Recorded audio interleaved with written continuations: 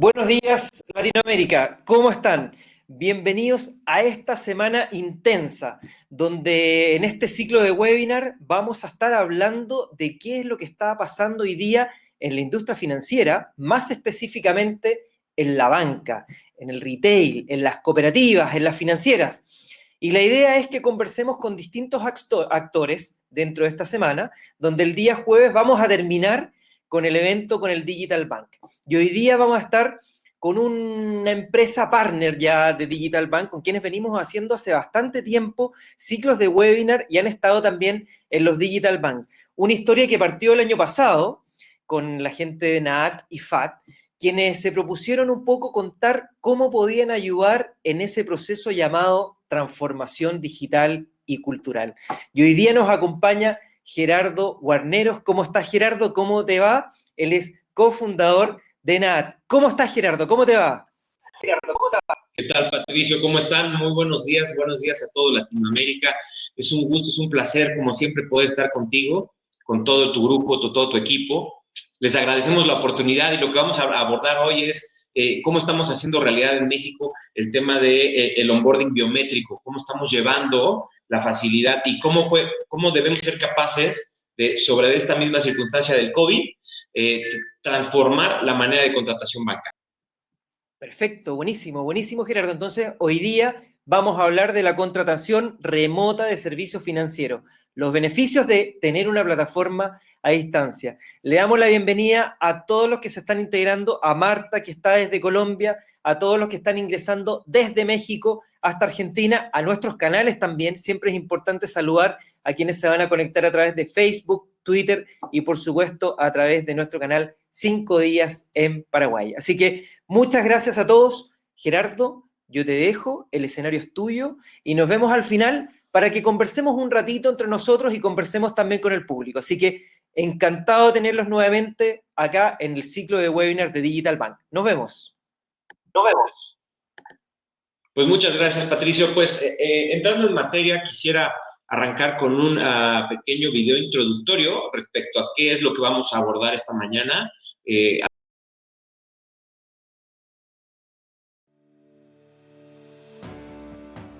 Estamos transformando la manera en la que las personas realizan acuerdos, cambiando el paradigma de la firma en el mundo.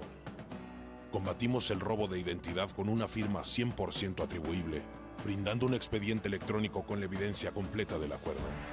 Promovemos la democracia con soluciones para validar la identidad y expresar la voluntad de las personas de manera remota. Promovemos la inclusión financiera, llevando servicios financieros a zonas de difícil acceso. Somos la nueva forma de dar certeza a cualquier acuerdo al validar la identidad del firmante ante instituciones gubernamentales y capturar un video mientras firma, creando evidencias 100% atribuibles en juicios. Queremos que las personas firmen documentos desde cualquier parte del mundo, garantizando que todos son quienes dicen ser. El bien más preciado que tenemos las personas en el mundo digital es nuestra identidad. Ayúdanos a protegerla. FAB, cambiando el paradigma de la firma en el mundo.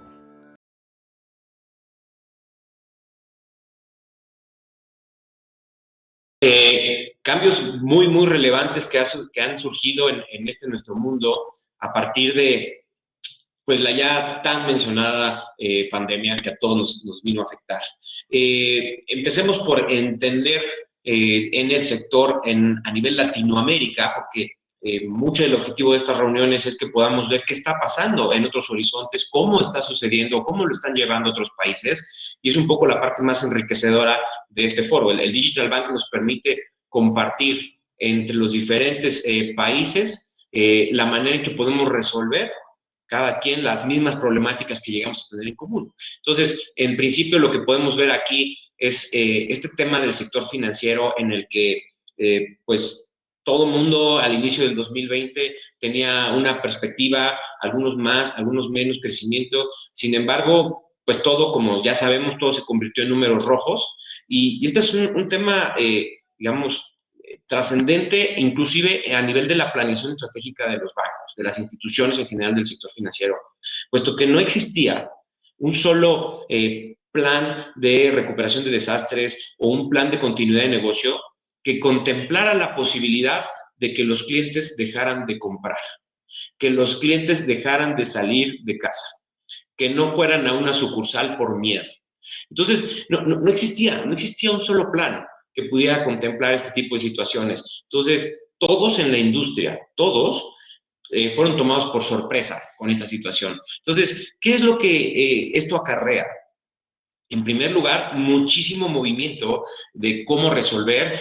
Recuerdo que al inicio de la pandemia todos lo vivieron en alguna mayor o menor medida. Hay un momento de congelarse.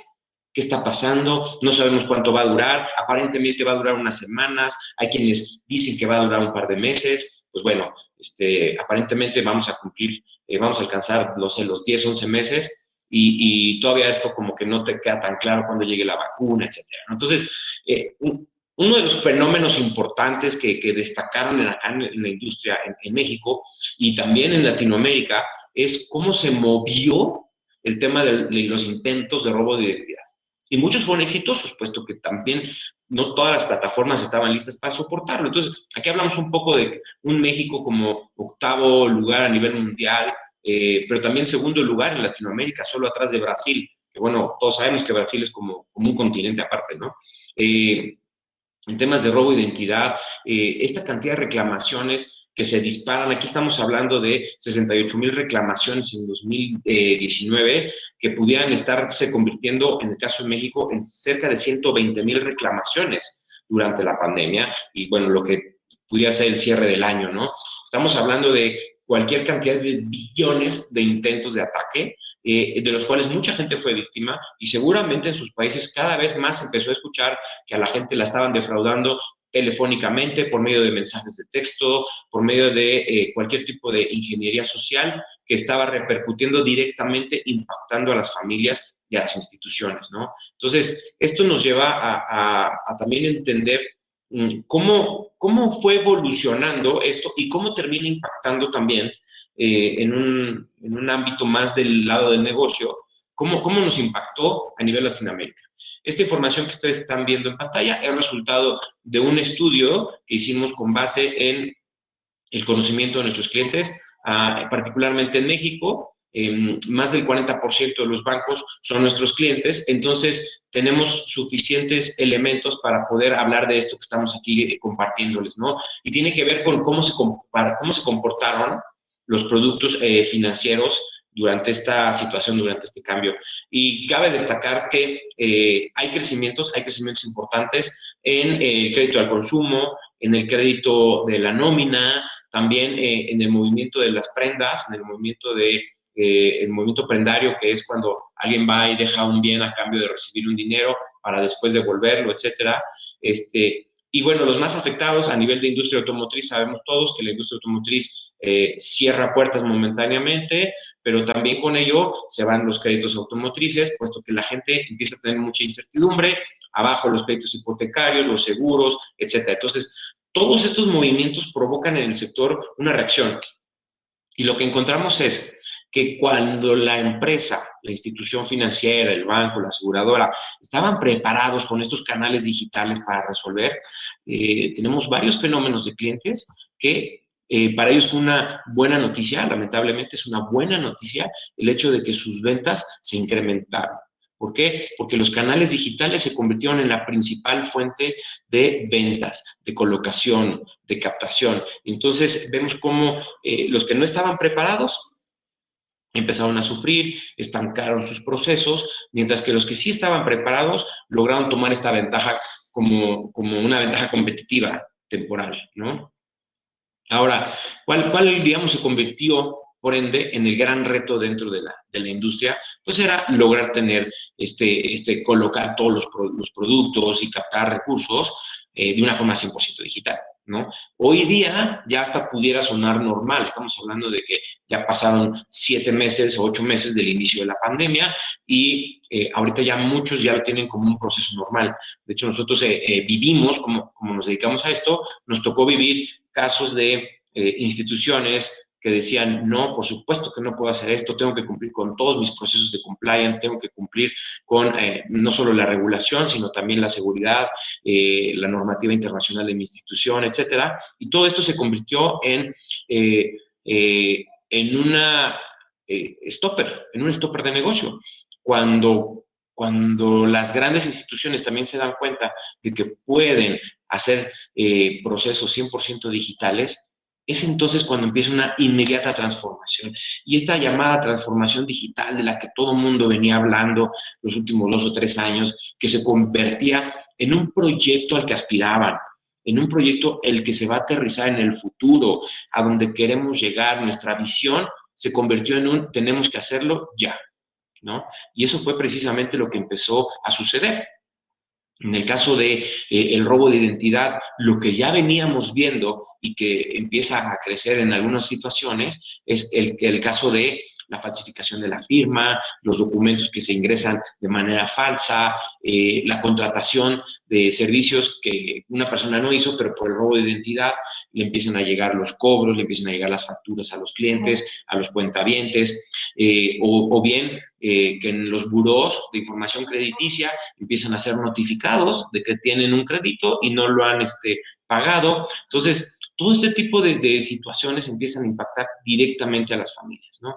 La gente no contrata, sin embargo, ya tiene una deuda. Entonces, ¿qué es lo que pasa aquí?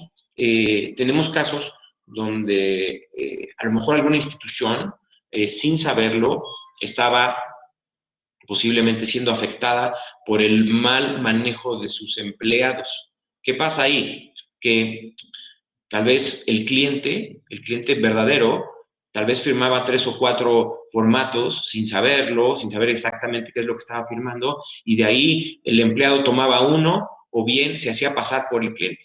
Es importante destacar que durante la pandemia hemos detectado varios intentos de fraude. Aquí, como se menciona uno que es muy interesante, donde un empleado trata de hacerse pasar por el cliente y firma un documento electrónico digital, siendo que, pues digamos, sistemas de ya prevención de fraudes, un poco como lo que vamos a ver más adelante, ya contemplan desde ahora mismo prevenir el robo de identidad, asegurándonos de que, como mencionan aquí, que no se trate de una máscara o que no se trate a lo mejor de buscar falsificaciones en medios tradicionales. Esto lo vamos complicando y vamos a hablar un poco más adelante del impacto de esto en el sector, cómo benefició durante la pandemia, ¿no? Digamos, aquí es una propuesta de cómo entrar. Muchas veces en Latinoamérica nos han preguntado, oye, ¿y cómo estás resolviendo esto en tu país de origen, en mi caso México? ¿Cómo lo están resolviendo los bancos? ¿Cómo lo están resolviendo las aseguradoras, las pequeñas financieras? Y pues bueno, aquí un poco de la respuesta de cómo se ha venido haciendo. Partimos de que antes la identificación era una fotocopia, en el mejor de los casos era un escaneo, y ahora se convierte en una digitalización directa desde el dispositivo en la mano del cuentaviente o del prospecto. Lo llevamos ya directamente a una captura de la imagen que de aquí se extraen los datos, ¿no? Muchas veces también que tenemos la conexión con una autoridad, con un registro civil, con un sistema de información ciudadana, etcétera, dependiendo de cada país, con el objetivo de poder prevenir el robo de identidad a través de capturar de la identificación la información que sea necesaria para asegurarnos que la persona con la que se va a firmar el siguiente crédito realmente es quien dice ser. Y en un ámbito donde las personas no están acudiendo a las sucursales, pues esto se complicaba. Entonces, ¿por qué no permitir que el usuario haga su proceso y que exista un proceso interno de vigilancia, de cumplimiento de todo ello? Entonces, como mencionábamos, aquí lo que tenemos es una comparación biométrica por medio de una validación multifactor. Tomamos a lo mejor el rostro de la persona, la comparamos biométricamente, pero también podemos comparar la huella dactilar, por ejemplo, ¿no? ¿Por qué no hacer una consulta biométrica de la huella dactilar? Finalmente, lo que estaríamos buscando es que la persona que inicia los procesos, uno, realmente sea quien dice ser, y número dos, que quien inicia el proceso sea quien efectivamente lo finalice, ¿no? Que es con quien queremos contratar nuestro servicio, nuestro producto. Entonces, por un lado tenemos también la posibilidad de generar una entrevista, ¿no? En la regulación a nivel internacional nos exigía tener una entrevista, antes era física, ¿no? Incluso se llamaba presencial, ¿no? Y se trataba de que como parte del proceso de Know Your Customer, debemos de generar este cuestionario, hacer las preguntas pertinentes, guardarlas en nuestro sistema para después utilizarlas en el futuro y también prevenir el lavado de dinero y el financiamiento al terrorismo. Entonces, ¿qué pasa? Que ahora esto lo convertimos en una videoconferencia o en una videograbación. ¿Cuál es la diferencia? En el caso de la videoconferencia, tenemos una entrevista cara a cara entre un ejecutivo bancario o de seguros o de una financiera con el prospecto. A quien se le va a hacer la entrevista, vamos a tomar de él los datos necesarios, de acuerdo al cuestionario de Know Your Customer, y con base en ello empezar a cruzar información para asegurarnos que la persona es consistente entre lo que dice. Poder detectar, por ejemplo, rasgos de nerviosismo o cualquier conducta que pudiera parecer extraña por parte del prospecto, ¿no? Entonces, por otro lado también hay que ir generando un expediente. Ahorita les voy a hablar un poco más de cómo vamos generando este expediente al vuelo de un prospecto de quien originalmente a lo mejor no sabemos nada, que nunca se ha parado en una sucursal, pero que es una persona buena y que quiere realmente abrir una relación. En ese sentido, la validación multifactor también va a incluir una comparación biométrica del grafo, del manuscrito o de la firma hológrafa, dependiendo de cada país como se le llame, en el cual nosotros esperamos que nuestro prospecto pues no sea una persona que está intentando suplantar a otra, sino que vamos a grabar como parte de este expediente y como parte de esta herramienta multifactor, que es lo que debe de prevalecer como industria, el hecho de decir, a ver, la manera en que está firmando este cuentaviente o este prospecto realmente concuerda con su manera habitual de firmar. Y entonces aquí donde entra la memoria del grafo, con una serie de datos que debemos de contar de ellos, que sean datos biométricos, como por ejemplo los puntos de ataque, los puntos iniciales, la velocidad, esta cadencia, la manera en que cada quien firmamos es peculiar y es única. Entonces, dejar esto grabado se convierte en un elemento clave. Y también poder hacer esta comparación a lo largo del tiempo de qué es lo que la persona está ingresando en nuestro expediente electrónico para asegurarnos de que realmente es quien dice ser, ¿no? Por otro lado también, por darles un ejemplo respecto al tema de la firma, ¿no? En algunas ocasiones, en algunos países llegan a preguntarse, oye, ¿y la firma autógrafa, cómo puede tener la misma validez la firma autógrafa que la firma en papel? Bueno, es muy sencillo y a la vez es complejo. En primera instancia podemos hablar de que ya la Organización de las Naciones Unidas hace muchos años implementó lo que es la ley modelo del UNCITRAL, que tiene como finalidad tratar de homologar la legislación y la regulación para todos los países en el mundo, y a partir de ella cada país va adquiriendo sus normas y va desarrollando a manera de que todos podamos tener más o menos estandarizado el proceso de validación de documentos y de firmas. Entonces, particularmente me han preguntado muchas veces, ¿por qué la firma autógrafa, en este caso la firma autógrafa digital, puede tener la misma validez que el papel? Bueno, por una sencilla razón, porque sigue siendo un consentimiento expreso del firmante, solo que en vez de ser realizado sobre el papel, es realizado sobre un medio electrónico. Y muchas de nuestras leyes en Latinoamérica ya contemplan que el documento electrónico, por el hecho de nacer electrónico, no pierde la validez que si fuese, que como lo es en el caso del papel. Es la misma validez. Entonces, pueden, digamos, como industria, tener la tranquilidad de, por ejemplo, preguntarle al regulador, ¿no? Preguntarle a la comisión, a la superintendencia, sobre si la firma autógrafa sobre un medio electrónico puede tener la misma validez que una firma autógrafa sobre un papel, ¿no? Y es sumamente interesante. En el caso de México lo vimos varias veces, donde el sector fue y le preguntó al regulador al respecto, y la respuesta del regulador es, pues ya la ley lo contempla, dado que una firma sobre un documento electrónico tiene la misma validez que una firma sobre el papel. Entonces, con eso, lo que logra la industria, en el caso de México, es agilizar sus procesos y poder ingresar directamente a la contratación sin tener que pasar por otra serie de trámites y de requerir físicamente una firma en papel de sus prospectos, ¿no? Aquí les estamos mencionando, digamos, las características que debe de cumplir la firma con la que quieran realizar la contratación de sus servicios, que es algo, digamos, en el argot legal es muy normal, pero para la gente que es más de tecnología o que es más de innovación, es importante que lo sepan. Y son esos tres principios, ¿no? La atribución, que es que seamos capaces de demostrar quién realizó la firma, quién está realizando el autógrafo. La accesibilidad, que tiene que ver con que nuestro cliente prospecto pueda tener acceso a su contrato en el futuro. De lo contrario, pudiera quejarse el cliente ante la autoridad diciendo, es que este banco o esta aseguradora no me entregó mi documento firmado. Entonces es importante también cumplir con la parte de accesibilidad y también la parte de la integridad. La integridad típicamente la vamos a cumplir por medio de un sello, preferentemente que sea de un tercero, un acreditado ante el gobierno que nos permita contar con la certeza de que este documento no ha sido alterado en el tiempo y que en caso de que sufriese alguna modificación se podrá demostrar la autenticidad y el documento en el que fue originalmente generado.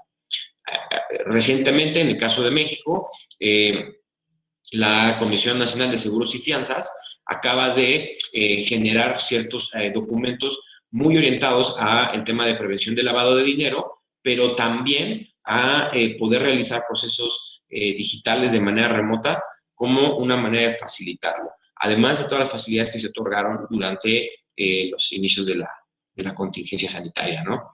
Entonces, entrando en materia, cuando se trata de contratación remota, ¿qué es lo que estaríamos buscando? Pues tres grandes temas. Número uno, validar la identidad, ¿no? Esto lo podemos lograr por medio de este formato digital que el cliente nos va llenando, nos va dejando los datos del KYC, después vamos, capturamos la foto, tomamos la información y con eso nos aseguramos de que la persona con quien queremos contratar realmente es quien dice ser. Después viene la entrevista, que ya les platicaba yo al respecto, que es, vamos a conocernos un poco más. Cliente, háblame de ti, cómo te llamas, dónde vives, a qué te dedicas, de dónde vienen tus ingresos, etcétera, ¿no? En cumplimiento regulatorio. Para, por último, poder realizar la firma del documento. En algunos casos, algunos clientes, y también por regulación en el caso de México, que ya también contempla el hecho de la contratación no remota biométrica, y en el caso de otros países, lo que están haciendo las instituciones es ir y solicitar una autorización especial al regulador para poder realizarlo. En otros países ya existen facilidades administrativas para ello. Hemos acompañado también a algunas instituciones en estos procesos con sus reguladores para darles a conocer el mecanismo. Y al final, lo que quiero decir con esto es, cuando tú a la superintendencia, al regulador, a la comisión, le presentas el proceso completo por medio del cual el usuario o prospecto se va a dar de alta y cómo la institución tiene herramientas suficientes para validar la identidad, para asegurar que no es un intento de fraude, para ir previniendo todos estos mecanismos, digamos, malintencionados, es cuando el regulador lo entiende y lo acepta. Y entonces se convierten en autorizaciones especiales que, bueno, antes eran una ventaja competitiva, hoy me parece que ya es un requisito a cumplir de cualquier institución, ¿no? Entonces, con esto debiéramos de poder englobar, en términos generales, qué es lo que el proceso en alto nivel. Ahora, una cosa bien interesante y sumamente importante para el regulador y también para instituciones, ¿y qué información nos quedamos como institución para presentarla ante un auditor, ante el regulador, o bien para poder, por mecanismos electrónicos, demostrar fehacientemente con quién estamos firmando? Entonces, lo que vamos a ver aquí, lo que estamos viendo en este momento, es un ejemplo de un expediente electrónico que se compone de la identificación, la extracción de los datos de la identificación, la consulta. En el caso de México, se consulta al Instituto Electoral y al Registro Nacional de Población para asegurar que la persona que está iniciando esto realmente es. Además, nosotros siempre sugerimos la inclusión de la geolocalización para también dar más certeza de dónde está llevando a cabo el proceso.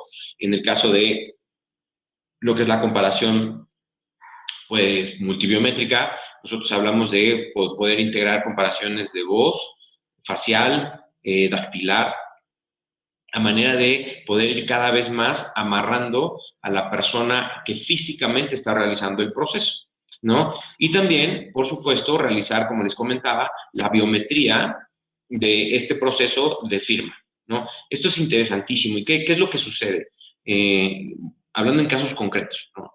Una de las instituciones más grandes de México, de los bancos más grandes de México, al iniciar la prueba piloto de este proceso de prevención y de validación, empezaron a detectar tan solo en el primer trimestre un impacto en el orden cercano a los 10 millones de dólares de prevención de fraude. ¿Qué es esto? Intentos de fraude que comenzaron y no se concretaron, que se quedaron a medias. Tenemos una anécdota de cuando estaba iniciando la pandemia, en una sucursal donde una persona se acerca a darse de alta para solicitar un crédito, está frente a la persona, el empleado bancario, esta chica, la empleada, le pide su identificación, el cliente con mucha soltura se la entrega, empieza el proceso y en un momento le dice, gracias señor, ahora le voy a tomar por favor sus biométricos, le voy a tomar una huella dactilar y le voy a tomar también una fotografía para poder generar nuestro expediente electrónico. La reacción de esta persona en ese momento fue arrebatarle a la ejecutiva del banco la credencial, la identificación, y decirle, permítame, porque mi parquímetro, es decir, la cuota por pagar el estacionamiento en la calle, está por vencer. Así que me tengo que, discúlpeme, le quita la credencial y se va. Y la persona nunca regresa. Ese fue uno de los primeros casos que vimos donde físicamente el defraudador resulta que se inhibe en su intento, ¿no? El caso que les comentaba ahorita de este banco que empezamos en el primer trimestre a detectar la reducción de fraudes, bueno, con gran orgullo les puedo decir que este cliente lo que hizo fue acelerar el proceso de implementación, estaba programado para 9 meses, lo hicieron en 3, y además ellos empezaron a dejar de aparecer en la lista de las instituciones con mayor incidencia de fraudes, lo cual, si bien sabemos que a nivel de sector los fraudes forman parte del presupuesto, lo cierto es que la reputación, esa sí no está en el presupuesto, y sí impacta directamente a las familias como a las instituciones. Entonces, con este tipo de expediente como el que estamos viendo, lo que logramos ver es que el empleado que está atrás, la que se llama la mesa de control o la mesa de dictaminación, es capaz de empezar a analizar cada uno de estos pasos que estamos viendo aquí, para de ahí poder generar un dictamen o una aprobación del cliente o candidato que está listo para contratar, ¿no? Aquí vemos un poquito más de cerca lo que pasa en el proceso de grabación. ¿Qué es lo que sucede? Que normalmente en este proceso de reconocimiento, de video reconocimiento del convenio o del compromiso, aquí tenemos al prospecto que va a decir lo que la pantalla le dice que repita, que no es más que un consentimiento expreso para una contratación o para una consulta ante un buró, una consulta biométrica, etcétera. Y después el propio sistema realiza una comparación de lo que se le llama un speech to text para de ahí poder calificar si este audio realmente cumple con los requerimientos de la institución. Y finalmente, todo esto se hace en un gran paquete, este gran paquete que se convierte en el caso particular de nuestra herramienta, en un punto FAD, que es un expediente monolítico, es un paquete que está cifrado, que solamente puede ser visualizado y no manipulado, para después poder ser consultado, ya sea por la institución, por la autoridad, por un dictaminador, etcétera, con toda la tranquilidad de que los datos nunca van a estar en los dispositivos de los clientes, ni tampoco en la de los agentes o promotores. Esto es súper importante de recalcarlo, puesto que una vez que se inicia el proceso de exportación de datos desde el dispositivo hacia los servidores de la institución, todo debe de borrarse de los dispositivos. No tiene por qué existir nada de información. Un ejecutivo no tendría por qué traer en sus portafolios las identificaciones de los clientes, ni tampoco a qué se dedican, ni cuánto ganan, cuántos son sus ingresos. Todo eso tiene que quedar dentro del sistema y no será accesible para nadie, ¿no? Entonces, un poco va por ahí. Ahora, les quiero mostrar un poco, de una manera muy rápida, muy corta, cómo funciona, cómo esto está sucediendo en nuestro país, acá en México, y a lo mejor con esto puedo resolver un poco lo que desde antes muchas veces genera dudas, es cómo está este proceso del video, la firma, la autenticación, etcétera. Vamos a ver este corto video para hablar un poco al respecto. Si me ayudan, por favor.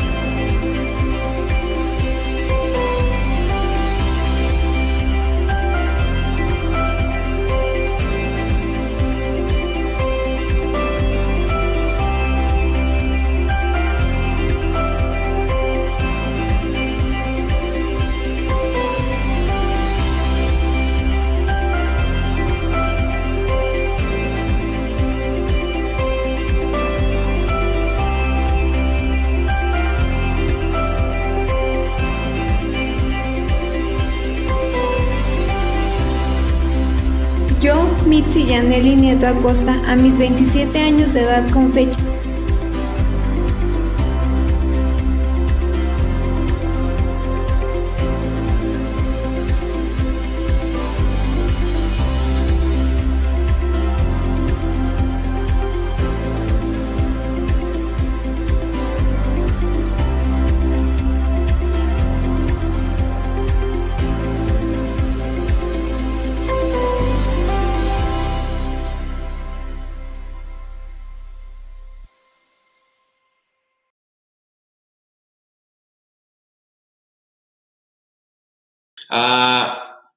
Entonces, ¿en qué casos se puede utilizar FAD? ¿No? Un poco en el sector financiero, en dónde se puede aplicar este tipo de solución, que como habrán visto, el video lo habla mucho mejor que yo, ¿no? El video explica de una manera mucho más fehaciente y concreta lo que es el proceso integral.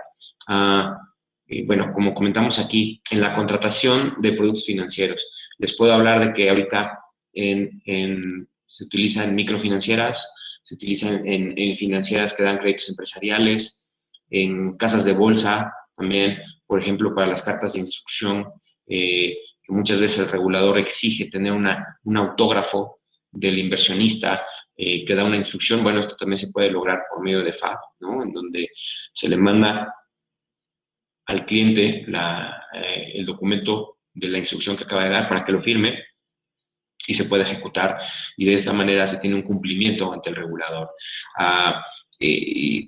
El caso, por ejemplo, de seguros, interesantísimo este tema donde una aseguradora que su proceso regularmente tomaba 15 días, hoy lo están haciendo en 15 minutos. Esto es increíble, no das crédito. Están felices los promotores, los agentes de seguros, puesto que para ellos la pandemia representó pasar de 3.2 citas a 6.5 citas por día.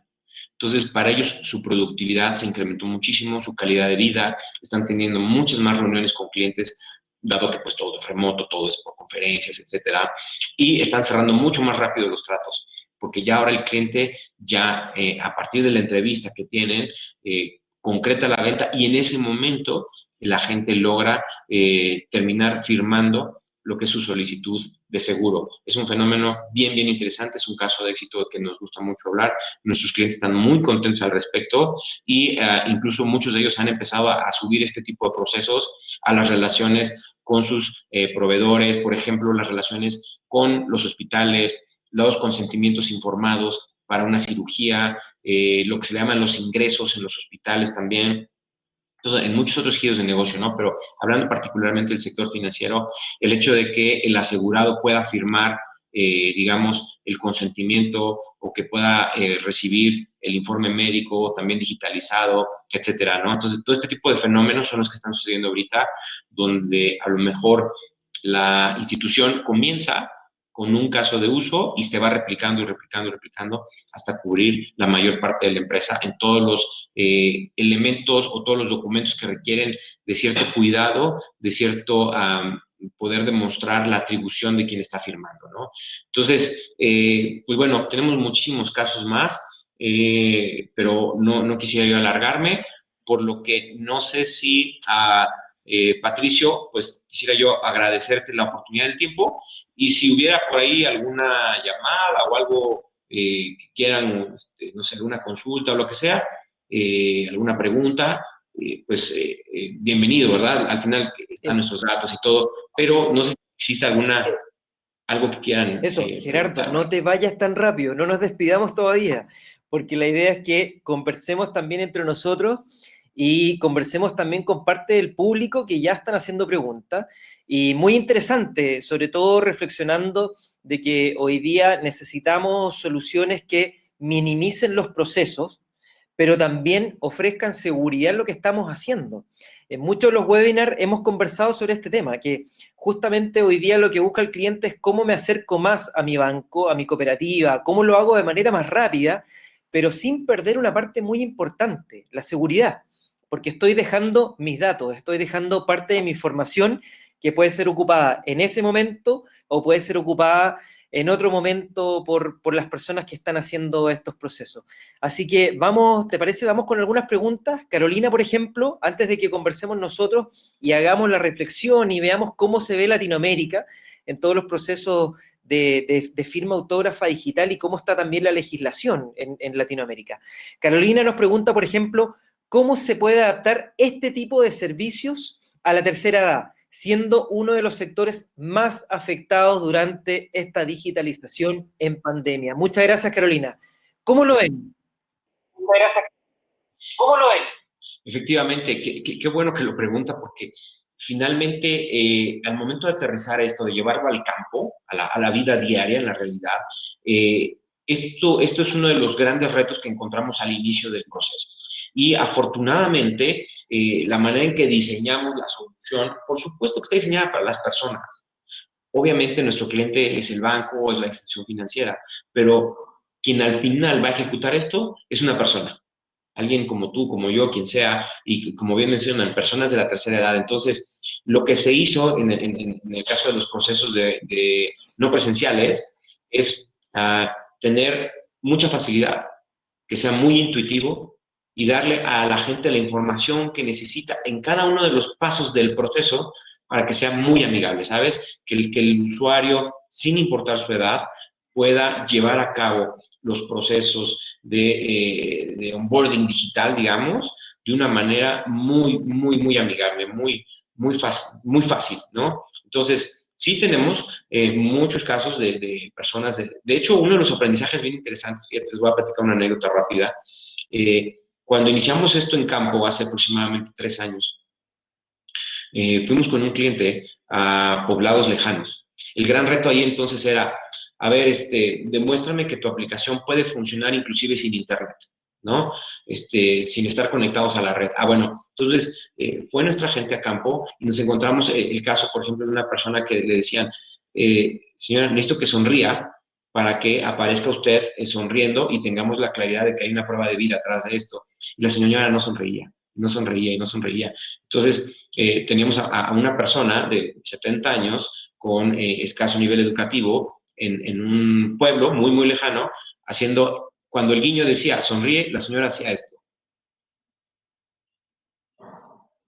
Y entonces el sistema no la detectaba. Entonces, el aprendizaje fue, oye, ¿qué tenemos que hacer diferente para que cualquier persona, de manera intuitiva, pueda seguir los gestos? Entonces fue cuando ingresamos el tema de movimientos de cabeza, por ejemplo, gira, agacha, no sé qué, puedes guiñar, puedes cerrar los ojos, sonreír. Y hay muchas opciones para que la persona que está frente a la cámara se sienta cómoda al mismo tiempo de que cumple, ¿sabes? Eso es lo que estamos buscando continuamente, que sea muy Buenísimo, intuitivo. es que producto de la pandemia aprendimos 2 lecciones. Hubo 2 segmentos muy importantes que quedaron, entre comillas, en un principio fuera, que fue justamente la tercera edad, porque no estaba acostumbrado a ocupar estos canales, y también todo el sector que no estaba bancarizado.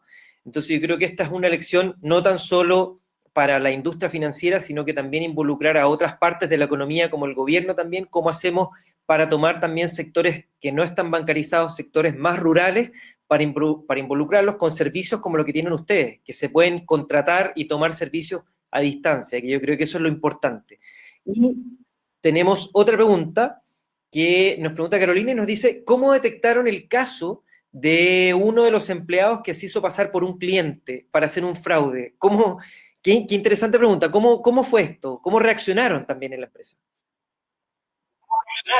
Sí, bueno, lo voy a partir en 2. Primero, ¿cómo se detectó? Parte del sistema mismo le entrega a una persona atrás, en la mesa de control o mesa de dictaminación, le entrega el expediente conforme se va formando, ¿sabes? Entonces, en el momento de que este empleado trata de, pues digamos, hacerse pasar por un cliente, usa una máscara creyendo que no pasa nada, que el sistema no detecta, etcétera, y cuando llega a la mesa de control, que es cosa que no existía antes, ¿sabes? He escuchado anécdotas de las aseguradoras donde dicen, o más bien que lo hemos vivido, ¿no? Que sabemos que sucede, donde el promotor le faltó firmar la hoja 8 ¿no? Al cliente. Entonces, ahorita se parece y vámonos, ¿no? Lo que importa es vender el seguro.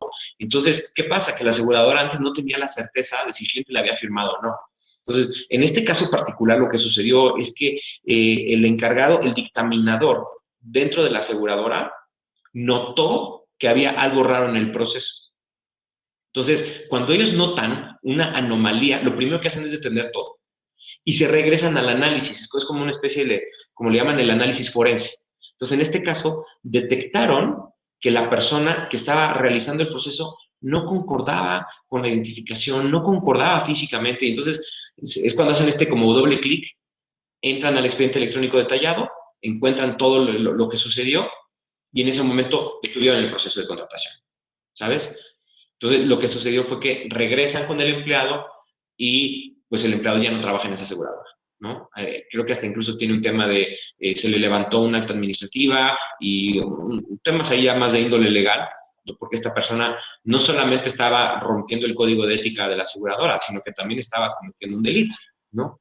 Entonces, ahí se suspendió todo el proceso, ¿no?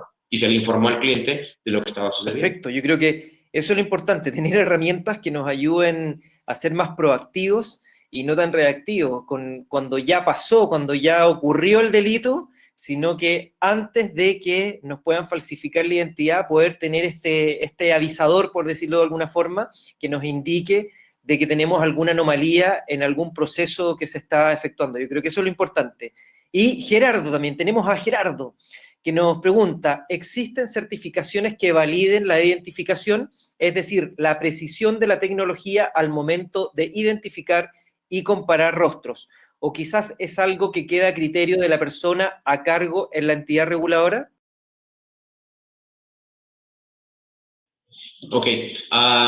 Sí existen herramientas que nos ayudan. Esto es importante. Ya la regulación en el sector bancario contempla que la mesa de control es responsable. Siempre atrás, si todo el mundo conocemos en la banca al ejecutivo bancario, pero atrás de ese ejecutivo bancario hay una persona que debe de firmar que está de acuerdo con el proceso. Entonces, siempre, ya por regulación, tiene que existir un humano que dé un visto bueno a esto, una visión ocular, pero también ya los sistemas ya nos permiten empezar a tener ciertos rasgos de información suficiente para hacer un criterio. Adicional a esto, lo que nosotros siempre, digamos, promovemos y empujamos mucho con los clientes es la conexión con una entidad gubernamental, ¿no? Una entidad que nos permita tener una validación biométrica o cuando menos biológica de las personas, es decir, que nos pueda decir pues su nombre, edad, su género, etcétera, que es información genérica del ciudadano. Ahora, también, por ejemplo, cuando una persona trata de sobreponer una foto en una credencial, eso sí se detecta ya por sistemas, ya es relativamente sencillo de detectar este tipo de temas, ¿no? Entonces, cuando empezamos a amarrar, por eso al inicio les hablaba yo de la validación multifactor. No solamente es tengo la credencial o tengo la cara del firmante. No, debo tener la credencial, posiblemente una conexión, una biometría de rostro, una biometría dactilar, la biometría del grafo, de la voz, a manera de que vayamos teniendo varios elementos que nos van dando cada vez más certeza, ¿no? Finalmente, el defraudador siempre buscará la manera de violar cualquier mecanismo y pues el objetivo es hacerlo lo más complicado posible, porque primero que nada está la seguridad de las familias. Así es. Bueno, hay un dicho muy viejo que dice, echa la ley, echa la trampa. Así que tenemos que disminuir esos procesos. Está Ricardo también, que nos pregunta, ¿esto aplica a nivel internacional, este tipo de servicios? De hecho, tengo un caso que ahorita me viene a la mente, un cliente en México que está por colocar un crédito, ¿no? Bueno, es una empresa financiera que da créditos empresariales. Y el cliente de ellos, el acreditado, estaba en Shanghai, si no me equivoco, estaba haciendo negocios en China, y una de las condiciones que le pone la contraparte es, sí, pero necesito que me pagues por anticipado, ¿no? Híjole, oye, existe la carta de crédito, existen muchos mecanismos, no. Si tú me depositas, entonces yo te garantizo entrega y te garantizo precio. Algo así iba la negociación. Entonces, esta persona inmediatamente llama a su financiera y le dice, necesito que me des la línea de crédito de la que hemos venido hablando y que me hagas el fondeo de inmediato. Entonces, esta empresa, que es nuestro cliente, ya tenía implementados los procesos digitales y la gran noticia es que logran firmar este trato y este pagaré, que es importantísimo hablar también del tema del pagaré, logran firmarlo estando los firmantes, uno en Monterrey, México, uno en Sevilla, España, y el tercero en Shanghai. Entonces, en un plazo que fue de aproximadamente 20 minutos, todos tuvieron las firmas de los documentos, se logró concretar toda la transacción y al final del día ya el socio chino tenía los recursos para poder decir adelante con la negociación. Ese es solo un ejemplo, ¿no? Independientemente de que ya el sellado del documento, por ejemplo, nosotros que utilizamos una autoridad de sellado de tiempo, es internacional. Ya cualquier persona puede firmar en cualquier país y en tanto tengamos la demostración de la atribución y tengamos el sello de integridad del documento, podemos tener firmas en cualquier país. Y también el tema biométrico, interesantísimo, cómo está haciendo un gran boom en Latinoamérica en el sector, ¿no?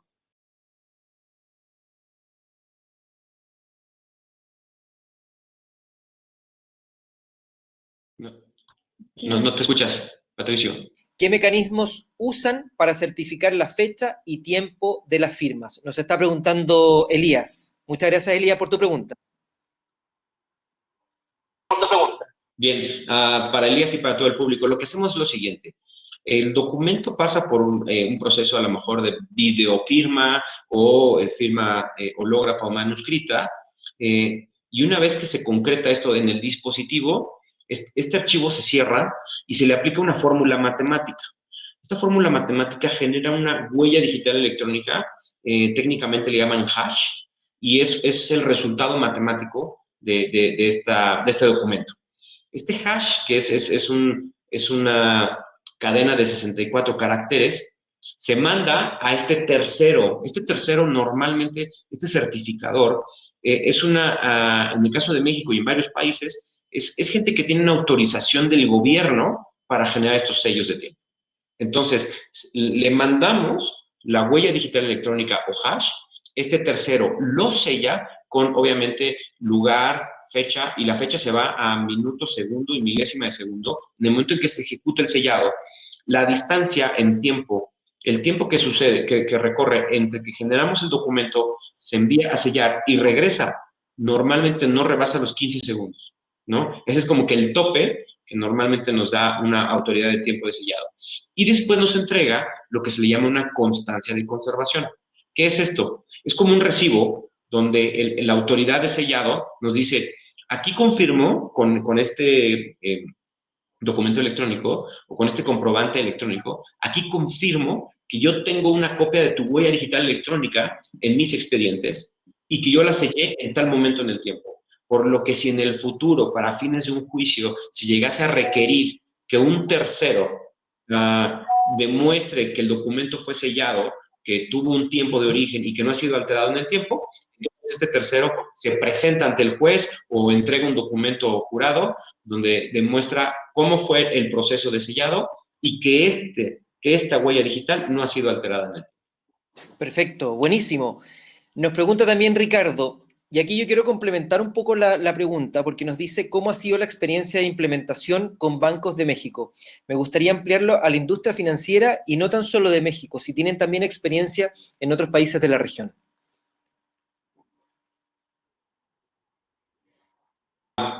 Bueno, el proceso, la verdad es que empieza lento.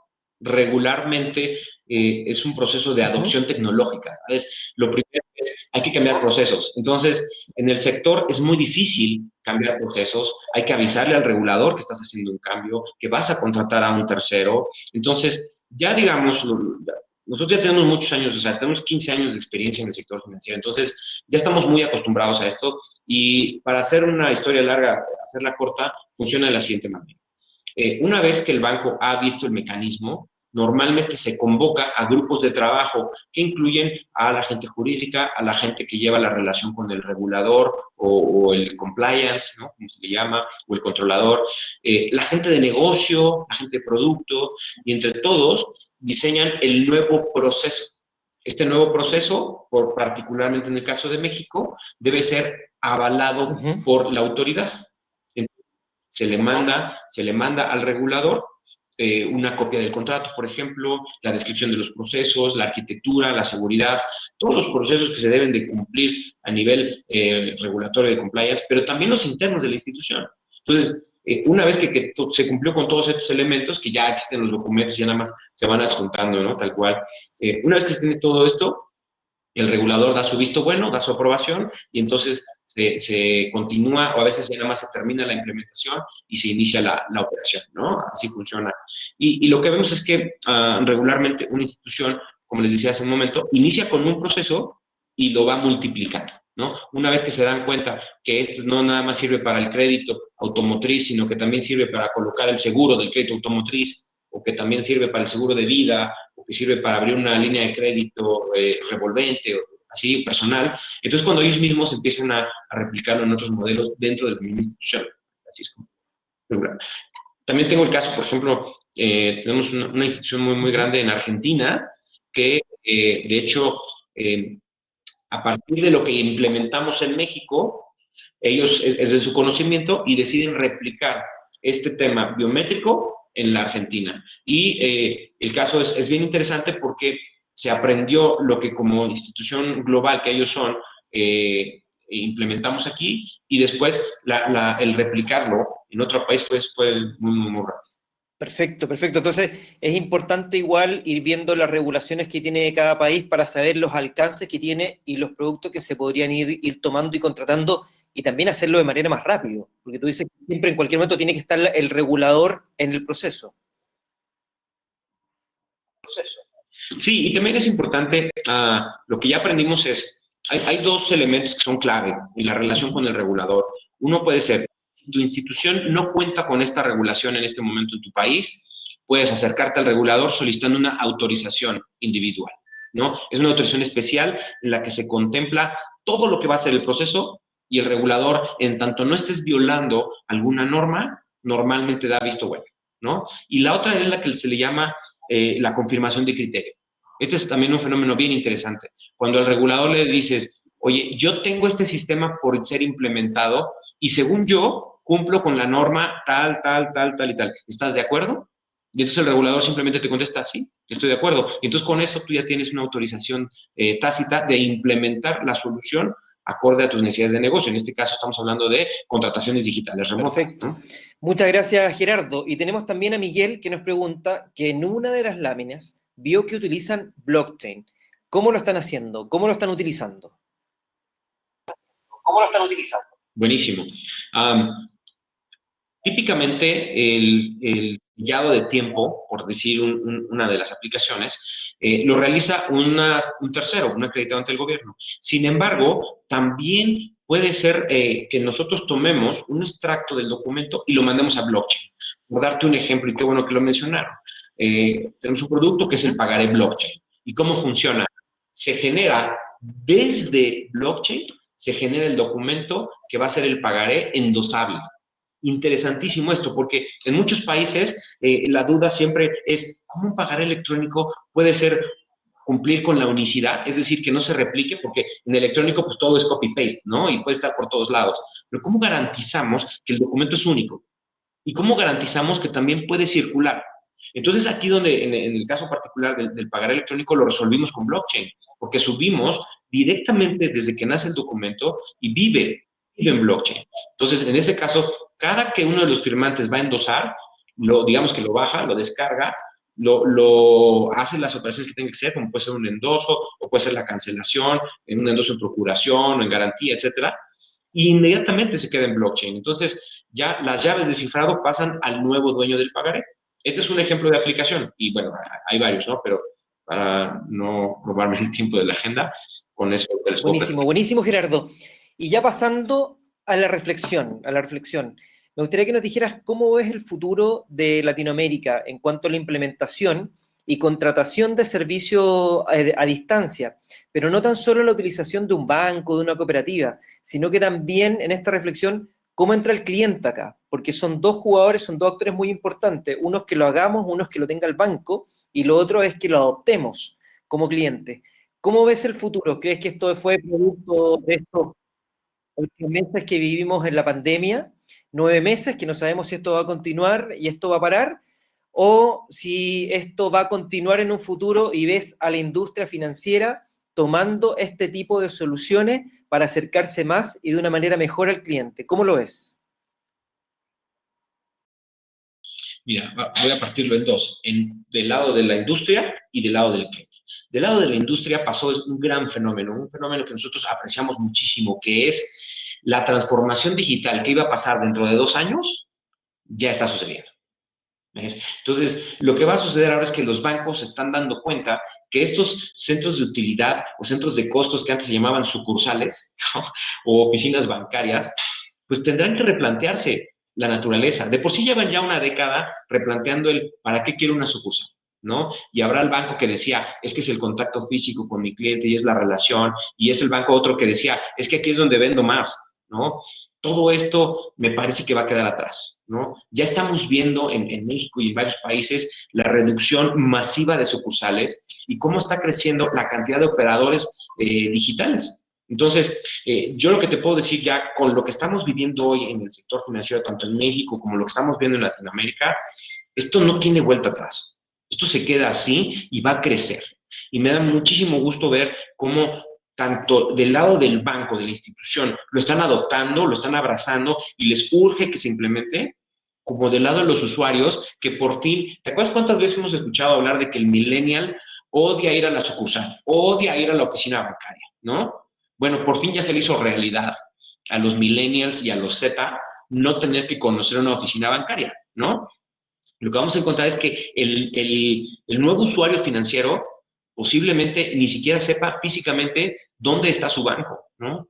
Y lo que viene, que es más interesante todavía, es cómo una persona de un país va a poder tener pronto, ya sea por el Open Banking o por otro tipo de mecanismos, pueda empezar a tener ya por blockchain, por Bitcoin, por lo que tú quieras, empezar a tener sus recursos diversificados, ¿no? Y empezar a invertir en otros países, cosa que antes era prácticamente imposible, era muy, muy complicado, ¿no? Hoy sí ya cualquiera de nosotros podemos tener nuestro dinero en una criptomoneda y estar ¿en dónde?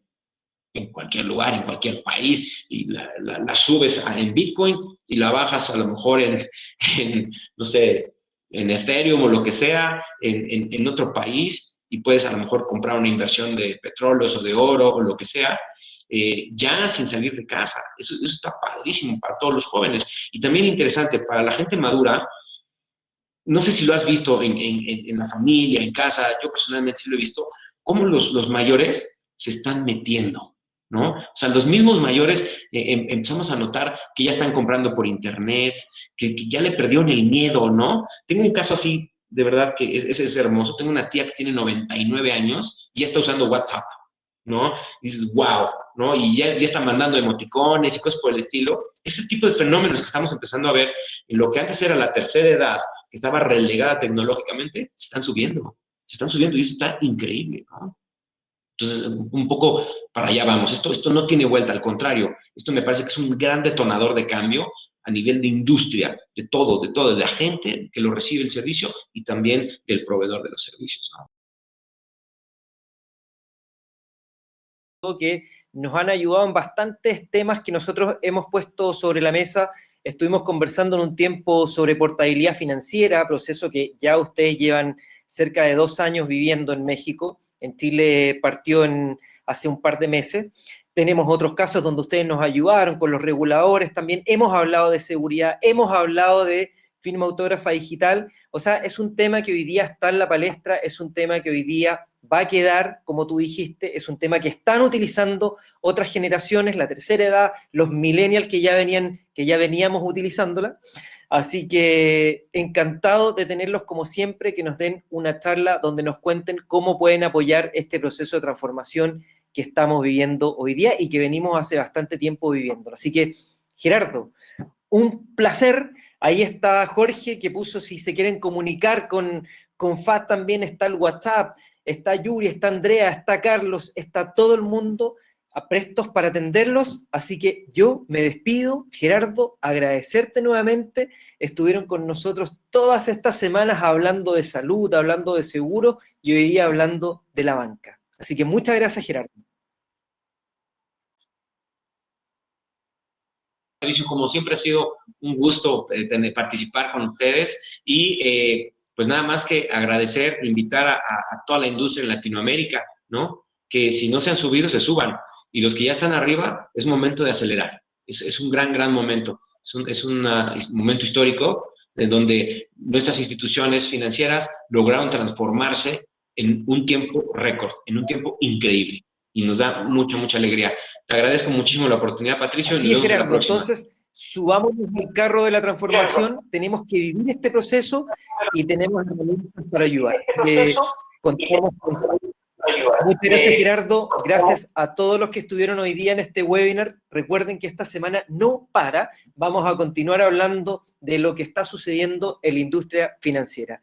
Un gran saludo para todos. Me despido. Gracias, Fat. Gracias, Gerardo. Nos estamos viendo. Chao, chao.